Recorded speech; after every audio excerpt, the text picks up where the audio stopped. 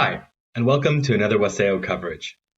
My name is Asmo, and today we'll be having a look at one of the better known DAOs, namely MakerDAO, and some of the legal and regulatory challenges it might face. So I'd say let's dive right in. What is MakerDAO?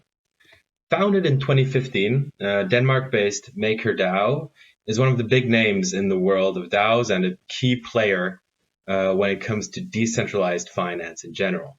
MakerDAO, which runs on the Ethereum blockchain, mainly focuses on creating a system which allows the lending and borrowing of cryptocurrencies without the need for a middleman. In addition to this, MakerDAO has created two stable cryptocurrencies, namely the DAI and the MKR. And these help, for example, when regulating the value of loans and have the effect that there are no huge fluctuations, which are usually seen within other cryptocurrencies. So let's have a look at some of the applicable law before diving in deeper. Well, as DAOs generally don't hold legal personality, determining the applicable legal framework they should adhere to, as well as the jurisdiction under which they operate, is pretty challenging. However, there are many principles pertaining to jurisdiction which might actually be relevant if you're not certain which jurisdiction should be applied. And with regard to DAOs, these could be, first of all, the territorial principle, which is basically the right of a state to exercise jurisdiction over matters occurring on its own territory. Then we have the active personality principle, which is the right of a state to exercise jurisdiction over their own citizen, irrespective of the territory they are in. And then we have finally the passive personality principle, which is the right of a state to exercise jurisdiction over a person harming one's citizen. And depending on your citizenship, one of these may apply, or depending on which citizen you harm, one of these may also apply, or, well, the territory you are in. So while the territorial principle could be hard to apply with respect to most DAOs due to their decentralized nature, the active passive personality principle could be relevant for the actors involved.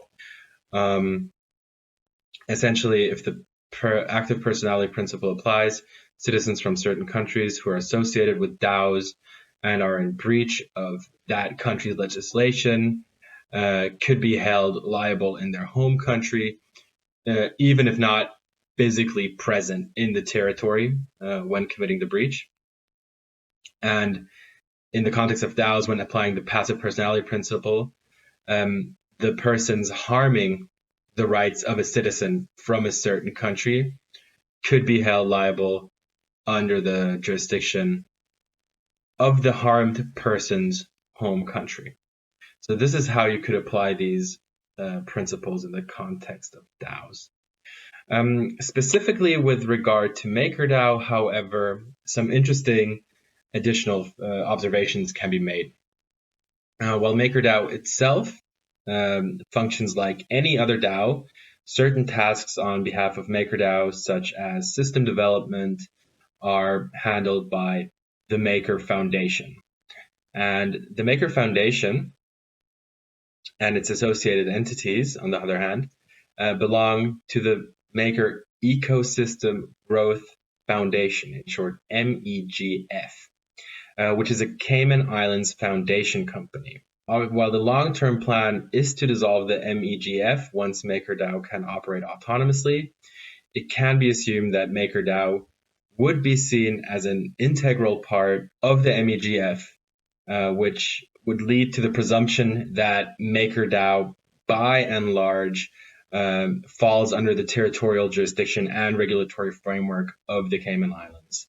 However, it should be noted that members of MakerDAO can, depending on their nationality or the nationality of the person they harm, if that occurs, and as mentioned previously, fall under the jurisdiction of any state with such respective laws, so not necessarily the Cayman Islands. Let's take a closer look at some corporate governance and how it works in the case of MEGF. Well, as the MEGF takes the form of a foundation company, it is officially recognized as holding a legal personality in the Cayman Island. Foundation companies as legal entities are actually highly interesting for DAOs, as it allows the DAO to enter into contracts and be managed by directors. In contrast to a regular company, foundation companies do not require shareholders and are instead managed by supervisors who do not own the company or have any other economic interest in it. And in essence, these supervisors act as trustees who act in the best interest of the company in accordance with governance documents and principles set up in advance. The position of power held by the supervisors naturally raises the question what fiduciary duties they hold. Indeed, many jurisdictions lack a framework which provides adequate legal protection for their members. Once again, however, the Cayman Islands corporate legal structure has an answer ready. In contrast to a trust, duties are owed only to the foundation company itself, as opposed to beneficiaries, and rights can be enforced against only the company and not the directors, which is great from a liability perspective. This is also further manifested in MakerDAO's terms of service, which categorically exclude any fiduciary duties held by MakerDAO, volunteers, or any related entities. Also, all documents related to corporate structure and governance of a foundation company can be drafted to allow for maximum flexibility, as opposed to many other jurisdictions. And also, as opposed to many other jurisdictions, beneficiaries do not have to be registered individuals, but can instead be a class of persons, for example, token holders. However, this leaves a potential risk for money laundering and could mean that MakerDAO would be required to take AML and KYC measures under financial regulation law. This, however, would likely contradict the wish of many users to stay anonymous. And finally, there might be some tax issues related to the operations of MakerDAO, but in the moment, they are considered tax neutral on the Cayman Islands. Let's take a short dive into intellectual property. Well, in order to safeguard its IP rights while still following the philosophy of decentralization, the Maker Foundation transferred all of its trademarks and software IP rights to the DAI Foundation. The DAI Foundation, on the other hand, is incorporated in Denmark and can only serve the purpose of managing and safeguarding the Maker Foundation's IP rights and may not seek any profits. While the initial board of the DAI Foundation consisted of persons related to the Maker Foundation, the future goal is to replace these with an entirely independent board. But as of now, there is no detailed roadmap available on how the board will be elected or composed in the future. One additional challenge definitely faced by MakerDAO with regards to IP rights concerns their enforcement. While this is a challenge faced by the entire industry, questions really remain on how infringements can be sanctioned when committed by unidentifiable persons. Let's move on to the MiCA, the European Commission's regulation of markets in crypto assets. The MiCA will most likely be implemented by 2024, and due to its nature being a regulation, it will take effect within the entire EU, and it will also apply to non-EU companies, such as the MEGF is in this case. MakerDAO under the MiCA would be regarded as a crypto asset service provider, in short CASP, and the tokens issued by MakerDAO would probably be seen as so-called asset referenced tokens. there is going to be, or in 2024, when this proposal comes into effect, it should be stressed that it is a proposal at this point, and it hasn't been, it hasn't come into power yet in this form, but it does give us a pretty good idea of what will come up for crypto asset service providers, for example. There will be a host of requirements they will have to fulfill. For example, they will need prior authorizations from competent member state governments to operate, or they might have to get insurance coverage, trained staff, and also depending on their business model, there might be certain capital or internal governance structure requirements.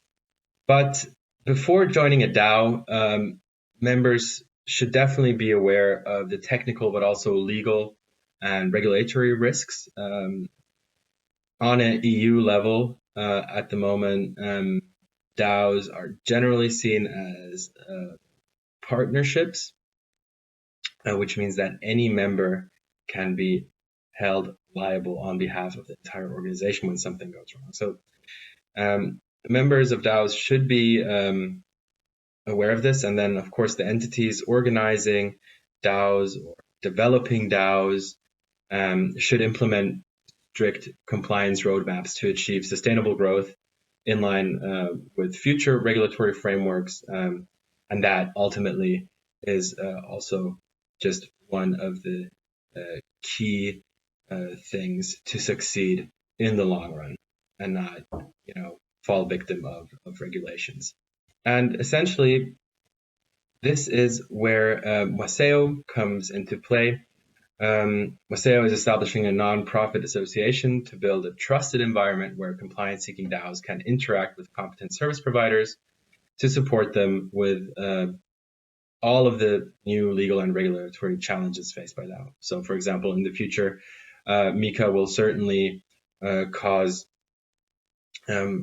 probably confusion to a certain extent, and a lot of providers will want to know how they can build a compliance structure. And WACEO has put itself or has set itself the mission to assist DAOs and really make sure that DAOs get the legal or professional legal advice and the help they need when faced with these challenges. And this is also why we are doing these light audits that you are watching now. We just want to give a really basic overview of some of the challenges that stuck out immediately when looking at the DAOs, and basically clarify some of the risks for the DAOs as well as the communities. And then hopefully in the long run also present some solutions how to solve them. So that is basically it for today. Thank you so much for staying around and for attention. As always, if you have any questions, comments, or concerns, feel free to leave a comment or send a question directly to us, and we'll be more than happy to get back. Thank you very much. That's it for today, and see you next time. Bye.